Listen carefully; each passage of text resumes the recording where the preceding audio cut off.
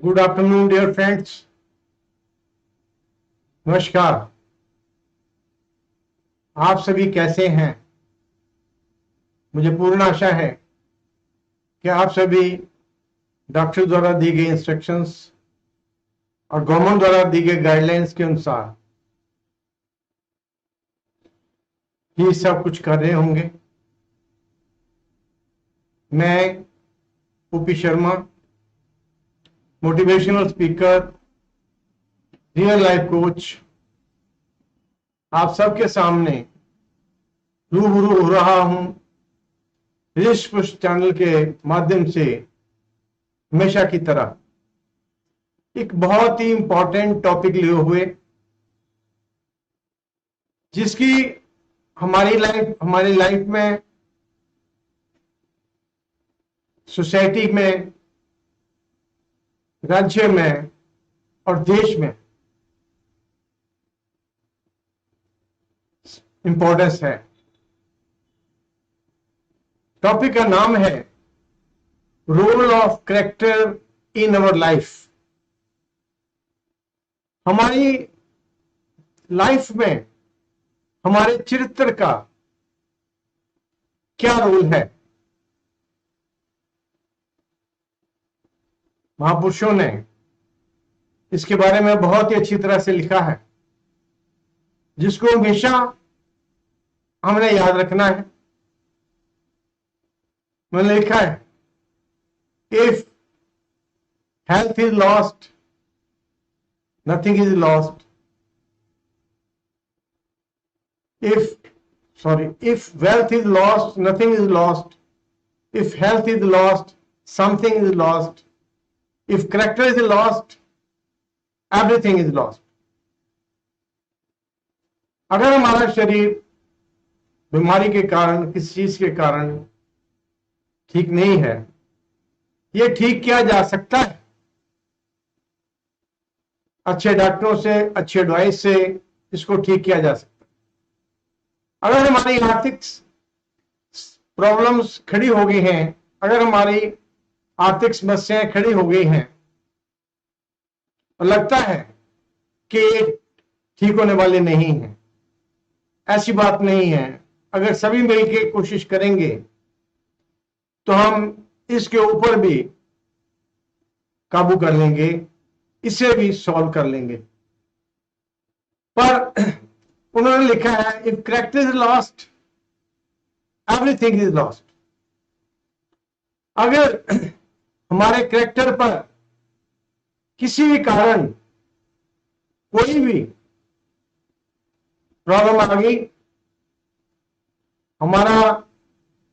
हम जिस पॉइंट पे थे उस पॉइंट पे ना रह सके, किसी कारण हमसे असीमित चीजें हो गई और हमारा नाम इसके कारण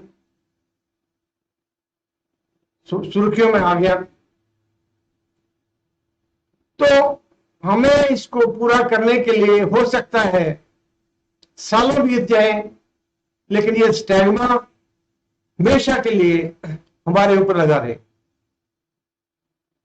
अब ये जो कैरेक्टर है, ये हर एक प्रत्येक आदमी का अलग से है।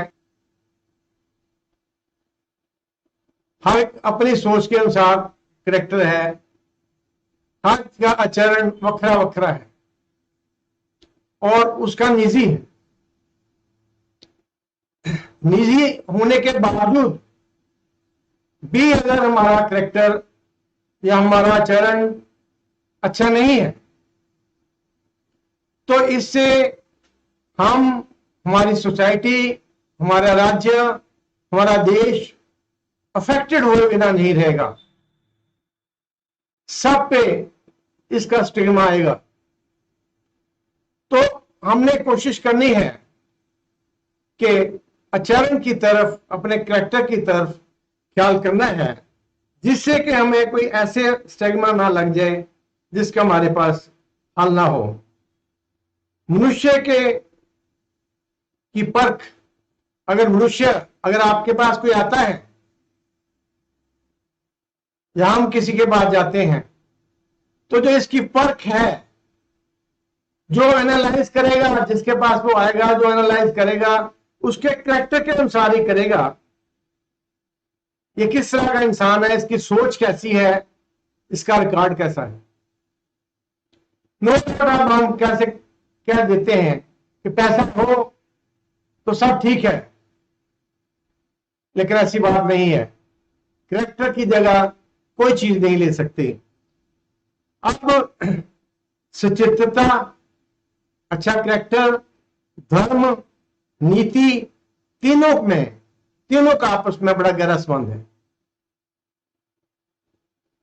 सचित्रता भी होगी, कैरेक्टर भी होगा, धार्मिक भी होगा, नीतिवान भी होगा,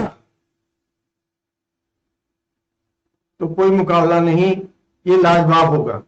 ये ऐसे आभूषण हैं, ये ऐसे ऑर्नामेंट्स हैं, जब ये गुण हमारे में होंगे तो हमें दिव्य गुण प्रकट होंगे। ऐसे गुण जो देवताओं में अच्छी अच्छी पर्सनैलिटीज में होते हैं, वो हमें होंगे। ऐसा चरित्रवान महात्मा व्यक्ति कर्तव्यनिष्ठ होता है। ऐसा जो चरित्रवान व्यक्ति होता है वो अपनी जुबान का बड़ा पक्का होता है। जो भी उसने कमिट कर लिया, कुछ भी हो जाए, उसने उसको पूरा करना है और दिए गए समय में ही पूरा करना है। और ये कर्तव्य पथ पर ही हमेशा रहता है।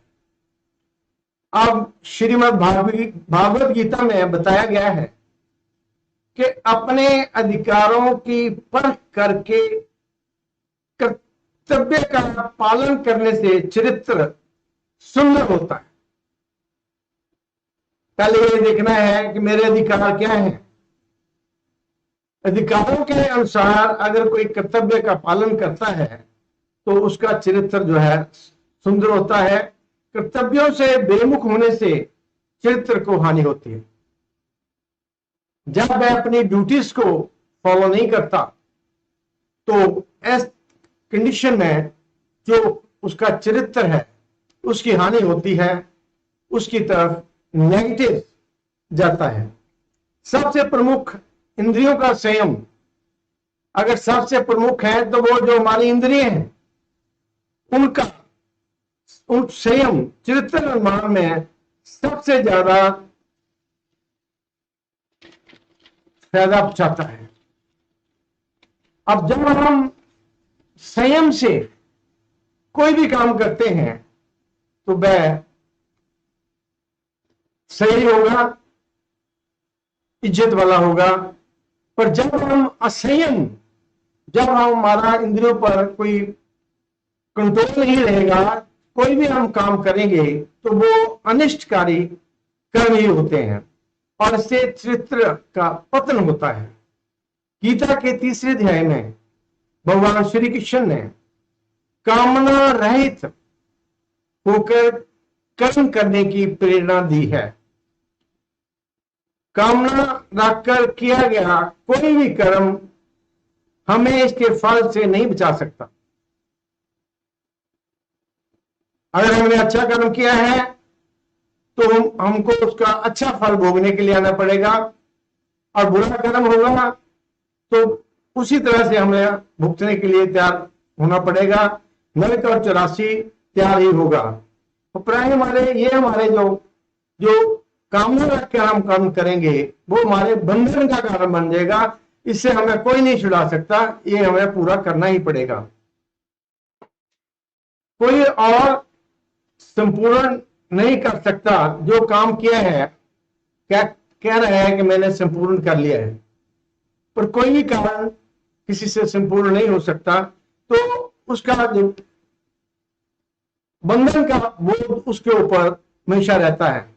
महापुरुषों ने कहा है कि अच्छे बुरे दोनों कर्म बंधन का कारण बन जाते हैं। यह नहीं है कि अच्छा काम किया है तो वो बंधन का कारण नहीं बनेगा।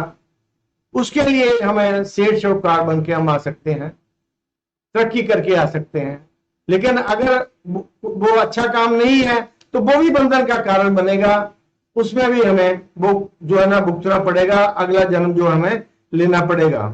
अगर बुरे कर्म करेंगे तो नरक और 84 हमेशा तैयार मिलेगी। अगर सही कर्म करेंगे तो शेर शौकार बन के आ सकते हैं, अमीर बन के आ सकते हैं, राजे महाराजे बन के आ सकते हैं। महापुरुष मानते हैं कि दोनों तरह के कर्म बंधन का कारण बनते हैं। अच्छे कर्म करने का अभिमान हो जाता है।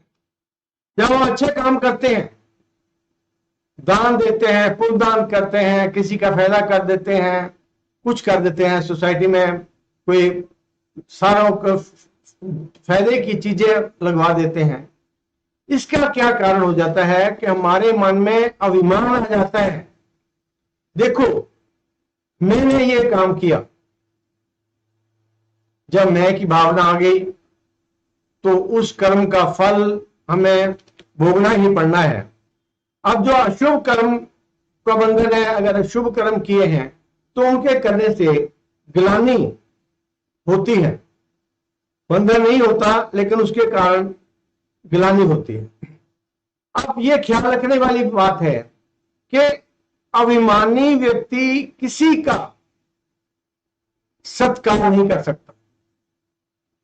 जो ईगो से बड़ा है, जो अहंकार से भरा पड़ा है, वो किसी का आदर सत्कार नहीं कर सकता।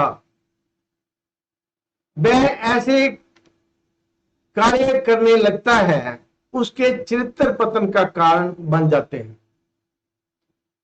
जब उसमें ईगो आ जाती है, अहंकार आ जाता है, तो अपने अहंकार का और प्रदर्शित करने के लिए वो ऐसे ऐसे काम करता है जिसके कारण उसका चरित्र का पतन हो जाता है।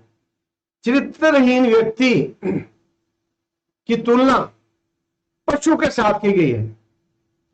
चरित्रहीन व्यक्ति का ना समाज में कोई सम्मान होता है, ना ही परिवार में कोई सम्मान किया जाता है, ना ही सोसाइटी में, ना ही राज्य में, ना ही देश में। और वो ऐसा जो कैरेक्टरहीन व्यक्ति है, वो जहां भी जाता है, परिवार में जाता है, राज्य में जाता है, देश में, दूसरे देश में जाता है, तो अपने देश का, अपने परिवार का, अपने राज्य का के नाम को बट्टा लगा देता है। जब कोई जिज्ञासु सतगुरु की शरण में आ जाता है, ये जिज्ञासु के अपने बस की बात नहीं है। एक तो उसके कर्मों में ऐसा लिखा है कि उसकी सतगुरु के साथ मुलाकात होनी है, और सतगुरु उसे अपनी शरण में ले लेते हैं। शरण में लेने के बाद उसे कर्म रहित होने की युक्ति सिखाते हैं। इसके साथ कैसी युक्ति सिखाते हैं जिससे जो भी उसने पीछे अच्छे बुरे कर्म किए हैं उनसे उसको छुटकारा मिल सके। उस युक्ति का नाम सिमरन, ध्यान और धुन का ज्ञान, या इसे हम नामदान भी कह सकते हैं। जब यह जीव या अभ्यासी जैसे युक्ति बताई गई है उसके अनुसार अभ्यास करता है, तो जैसे जैसे वह तरक्की करता जाता है, उसका मिथ्या चीजों से साथ छूटता जाता है और अच्छी चीजों की का जो साथ है वो बनता जाता है। जो बुरी चीजें हैं उससे उसकी पकड़ ढीली पड़ती जाती है। और क्या होता है, अगर उसकी किस्मत अच्छी है, अगर उसको सतगुरु, पूर्ण सतगुरु मिल गया है, तो वह सत्संग में संतों महात्माओं के सत्संग में जाता है, और जब वह सत्संग में हाजिरी लगानी शुरू करता है तो उसको अच्छी अच्छी चीजों का अनुभव होता है। रोज वो नई नई चीजें सीखता है, जिसके कारण उसके अंदर अच्छे गुणों का आह्वान होता जाता है। इसके अपने चरित्र में जब सही चीजों का ज्ञान हो जाता है तो चरित्र में भी आस्ता आस्ता तरक्की होती जाती है। वो उसका सोच में फर्क पड़ जाता है, और वो उनके वचनों को सुनकर अच्छे कर्मों का वो करता है। और गुरु साहिबान ने पावन गुरबाणी में भी कहा गया है, रहनी रहे सो ही सिख मेरा। कहने का भाव है कि जो सिख, जो जीव, जो व्यक्ति जैसी रहनी, जिस तरह से रहना, जिस तरह से उठना बैठना काम करना गुरुमुखों ने सिखाया है, उसी तरह से अगर रहता है तो वह सिख, वह गुरसिख उस परम पिता परमात्मा को अति प्रिय हो जाता है। अब रामचरितमानस में जब रामचंद्र जी महाराज ने बाली का वध किया तो बाली ने कहा कि आपने अधर्मिक काम किया है, आपने जो मेरी मौत करी है ये अधर्मिक है, ये धर्म के अनुसार नहीं है। तो ऐसी कंडीशन में रामचंद्र जी महाराज ने उसे कहा कि तुमने अपने भाई की औरत को अपने रानीवास में लाकर रख लिया है, यह इसके समान ही है जैसे आप अपनी पुत्र वधु कन्या या कोई और इस तरह के रिश्ते को अपने रानीवास में ले आए। जो आपने दुष्कर्म किया है ये माफ करने के काबिल नहीं है, इसलिए जो आपका मारना है वो बिल्कुल जायज है। और भगवान ने कहते हैं कि जिसका मन निर्मल है, जिस व्यक्ति का मन निर्मल है, ट्रांसपेरेंट है, वो व्यक्ति उसे बहुत पसंद है, उसका आचरण भी उसे बहुत पसंद है, और वह सिख उसे सभी से अच्छा लगता है, प्रिय है। जिसके हृदय में छल कपट और ऊंच नीच और बैर विरोध की भावना है, ऐसे लोग चाहे ऊपर से अच्छा स्वांग शो करें, दूसरों को अच्छे उपदेश भी दें, शो करने के लिए दूसरों की मदद भी करें, और यह शो करें कि वे शुभ हैं, वो शुभ नहीं हो सकते। ऐसे व्यक्तियों से बच के रहना चाहिए जो अपने कर्मों का शो ऑफ कर रहे हैं, ये कर रहे हैं देखो मैं कितना दानी हूं, मैं कितना गुणी हूं, कितना ज्ञानी हूं, इनसे बचना चाहिए। हमारा फर्ज बनता है कि हम अपनी नजर को पारखी बनाएं और अंतर्मुखी होकर अपनी कमियों पर ध्यान दें।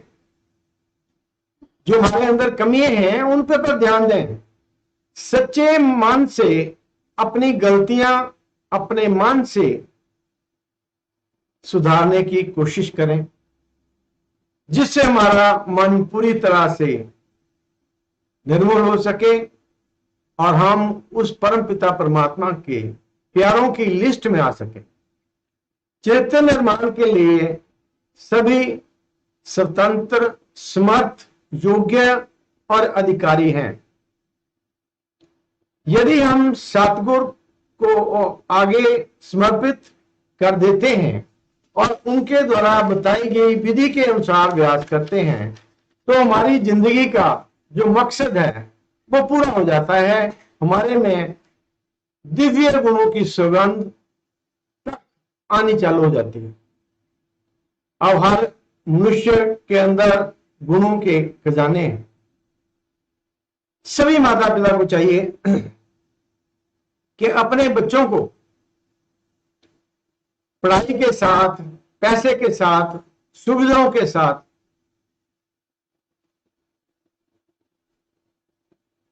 उनके चरित्र निर्माण में भी उनकी मदद करें।